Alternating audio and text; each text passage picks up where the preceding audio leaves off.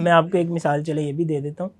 یہ نا آج سے کوئی 5-7 مہینے پہلے نا ہمیں پتہ چلا کہ ملتان کے علاقے کے نا کوئی عالم دین ہے, تو ان کا کسی وجہ سے نا کوئی اختلاف ہوا, تو لوگوں نے نا پکڑ کے باقاعدہ اس کو مارا.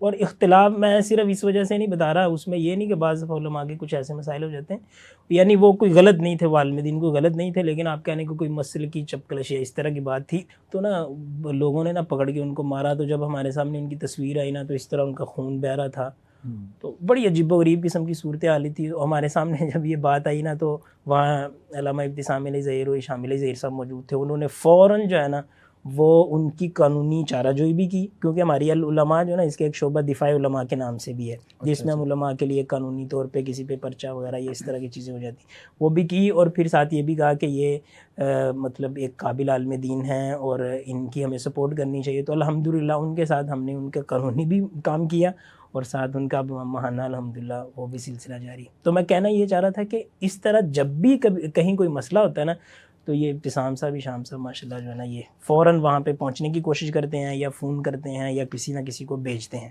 اور شیخ عبدالزر ماہ صاحب جو ہے نا وہ ماشاءاللہ کوئی بھی علمی مسئلہ ہو کسی بھی وقت ان سے پوچھیں نا, بڑی خوش دلی کے ساتھ ماشاءاللہ تعاون کرتے ہیں. اللہ تعالیٰ ان سب کو جزائے خیر دے.